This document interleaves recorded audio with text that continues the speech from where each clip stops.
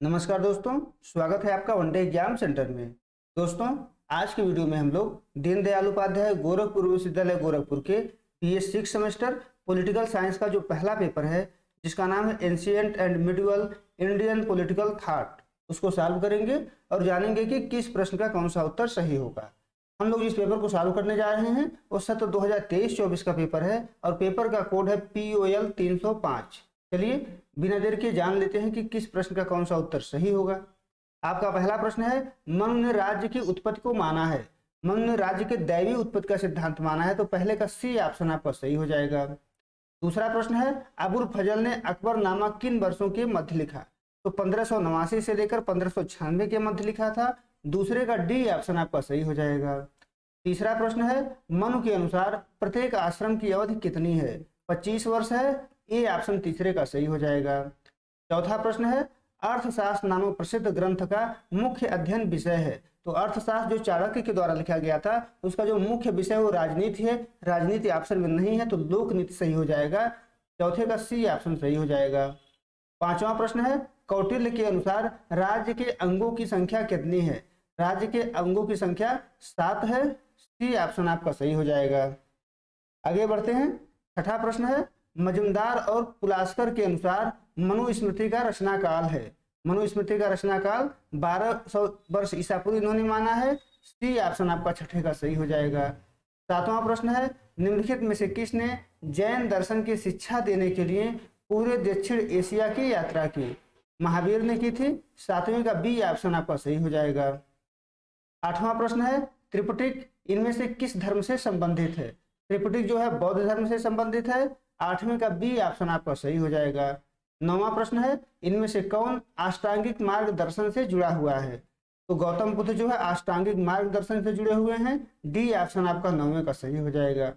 10वां प्रश्न है, प्रादेशिक शासन व्यवस्था की दृष्टि से मनु ने राज्य को कितने भागों में विभाजित किया है? तो 4 भागों में विभाजित किया है। 10वें का B ऑप्शन आपका सही हो जाएगा। 11 नंबर प्रश्न है, प्रथम बौद्धिस्ट सम्मेलन कहाँ पर हुआ? राजगृह में हुआ था। 11 का B ऑप्शन आपका सही हो जाएगा। 12 नंबर प्रश्न है, जैन दर्शन के अनुसार निम्नलिखित में से कौन जीना शब्द का सबसे अच्छा वर्णन करता है? तो जीना शब्द का अर्थ होता है विजेता। 12 का B ऑप्शन आपका सही हो जाएगा। 13 नंबर प्रश्न है, जियाउद्दीन बर्नी ने किस वर्ष में अपना पहला इतिहास लिखा था? 1356 में लिखा था। A ऑप्शन आपका 13 का सही हो जाएगा। 14 नंबर प्रश्न है, अवधारणाओं का सही संयोजन चुनिए जो कि बुद्ध धर्म को दर्शाते हैं। आपको बताना है कि इसमें से कौन सा सिद्धांत बौद्ध दर्शन को दर्शाता है। तो आपका यहाँ पर D ऑप्शन सही हो जाएगा। दूसरा, तीसरा, चौथा और पांचवा जो है बौद्ध दर्शन को दर्शाता है। आप क्रम बैठा दीजिएगा यहाँ पर। D ऑप्शन 14 का सही हो जाएगा। 15 नंबर प्रश्न है, भारत की धार्मिक प्रथाओं के संदर्भ में स्थानकवासी संप्रदाय का संबंध किससे है? स्थानकवासी संप्रदाय का संबंध जैन मत से है। 15 का B ऑप्शन आपका सही हो जाएगा। 16 नंबर प्रश्न है, जैन धर्म बौद्ध धर्म से कैसे भिन्न है? तो जो चारों कथन दिए गए हैं, चारों जो है जैन धर्म बौद्ध धर्म से अंतर दिखा रहे हैं। D ऑप्शन सही हो जाएगा, उपरोक्त सभी। 17 नंबर प्रश्न है, जैन धर्म का सबसे महत्वपूर्ण मौलिक सिद्धांत किसे माना जाता है? अहिंसा को माना जाता है। 17 का B ऑप्शन आपका सही हो जाएगा। 18 नंबर प्रश्न है, किस जैन ग्रंथ बिंदुसार को सेमेसेरी कहा जाता है? राजवली कथा में कहा जाता है। तो 18 का A ऑप्शन आपका सही हो जाएगा। 19 नंबर प्रश्न है, जैन धर्म के प्रथम वास्तविक संस्थापक इनमें से कौन रहे हैं? ऋषभदेव रहे हैं। 19 का B ऑप्शन आपका सही हो जाएगा। 20वां प्रश्न है, काल चक्र इनमें से किस धर्म से संबंधित है? काल चक्र जो है बौद्ध धर्म से संबंधित है। 20वें का D ऑप्शन सही हो जाएगा। 21 नंबर प्रश्न है, जैन धर्म 3 रत्न यानी त्रिरत्न दिए गए और उन्हें निर्वाण का मार्ग कहा गया। ये 3 रत्न क्या हैं? आपको बताना है कि ये 3 रत्न क्या हैं। ये 3 रत्न है सम्यक दर्शन, सम्यक ज्ञान और सम्यक आचरण। D ऑप्शन आपका 21 का सही हो जाएगा। 22 नंबर प्रश्न है, राज्य के सप्तांग सिद्धांत के प्रणेता कौन है? सप्तांग सिद्धांत के प्रणेता कौटिल्य हैं। B ऑप्शन आपका 22 का सही हो जाएगा। आगे बढ़ते हैं। 23 नंबर प्रश्न है, कौटिल्य के लिए स्वामी का अर्थ है। स्वामी का अर्थ इनके लिए राजा है। तो 23 का A ऑप्शन आपका सही हो जाएगा। 24 नंबर प्रश्न देखते हैं, निम्न में से कौन एक अंग सप्तांग राज्य में नहीं है? सप्तांग राज्य में पुरोहित नहीं आता है। C ऑप्शन आपका 24 का सही हो जाएगा। 25 नंबर प्रश्न है, बौद्ध दर्शन के अनुसार मुक्ति के अंतिम 5 मार्ग को क्रमानुसार व्यवस्थित कीजिए। तो 25 का आपका जो ऑप्शन सही हो जाएगा वो है सी ऑप्शन आपका सही हो जाएगा। व्यवस्थित करने पर पहले ई आएगा, फिर डी, फिर बी, फिर सी, फिर ए। आगे बढ़ते हैं, 26 नंबर प्रश्न देखते हैं। निम्न में से जियाउद्दीन बर्नी ने किस पुस्तक का लेखन किया? जियाउद्दीन बर्नी के द्वारा कौन सा पुस्तक लिखा गया है? तो तारीखी फिरोजशाही लिखा गया है। 26 का बी ऑप्शन आपका सही हो जाएगा। 27 नंबर प्रश्न है, अबुल फजल का पूरा नाम क्या लिखा है? तो अबुल फजल का पूरा नाम था अबू अल फजल इब्न मुबारक। 27 का ए ऑप्शन आपका सही हो जाएगा। 28 नंबर प्रश्न है, इनमें से किसने आईने अकबरी लिखा? आईने अकबरी अबुल फजल के द्वारा लिखा गया है। 28 का डी ऑप्शन आपका सही हो जाएगा। 29 नंबर प्रश्न है, अबुल फजल का जन्म निम्न में से किस तिथि को हुआ था? यानी अबुल फजल का जन्म कब हुआ था आपको बताना है। तो 14 जनवरी 1551 को हुआ था। 29 का बी ऑप्शन आपका सही हो जाएगा। आगे बढ़ते हैं, 30 नंबर प्रश्न है, मनु ने अपनी संहिता के प्रथम अध्याय में वर्णन किया है, सृष्टि रचना का वर्णन किया है। 30वें का बी ऑप्शन आपका सही हो जाएगा। आगे बढ़ते हैं, 31 नंबर प्रश्न है, वर्तमान में मनुस्मृति में कितने अध्याय और श्लोक हैं?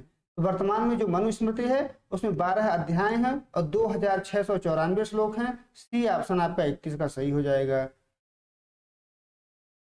32 नंबर प्रश्न है, बौद्ध दर्शन के अनुसार दुख की 12 कड़ियों में से चौथी, 8वीं और 12वीं कड़ी का सही चयन कीजिए। दुख की चौथी, 8वीं और 12वीं कड़ी बौद्ध दर्शन के अनुसार क्या है आपको बताना है। तो मन, शरीर, संगठन, तीव्र इच्छा और दुख है। बी ऑप्शन आपका 32 का सही हो जाएगा।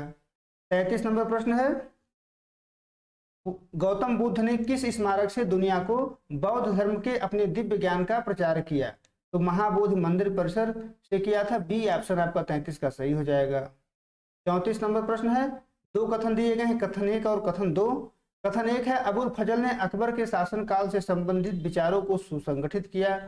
कथन 2 देख लेते हैं, अबुल फजल के गुणों ने अकबर को प्रभावित किया और अकबर ने अबुल फजल को अपनी नीतियों के लिए उपयुक्त परामर्शदाता और प्रवक्ता के रूप में पाया। सही विकल्प निम्न में से क्या है? तो ए वाला विकल्प सही है। दोनों कथन अलग अलग सही हैं। कथन 2 कथन 1 का सही स्पष्टीकरण है। ए ऑप्शन आपका सही हो जाएगा।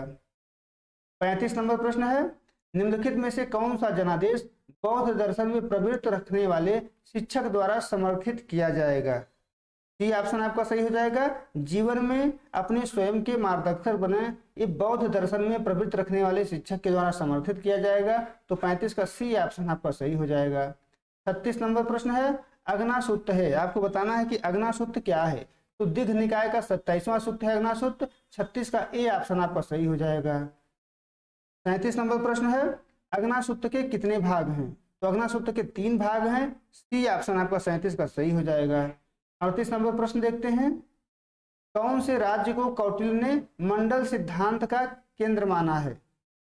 तो विजिगीषु राज्य को माना है। बी ऑप्शन आपका 38 का सही हो जाएगा। 39 नंबर प्रश्न है, कौटिल्य की प्रसिद्ध कृति का नाम क्या है? अर्थशास्त्र है। ए ऑप्शन आपका 39 का सही हो जाएगा।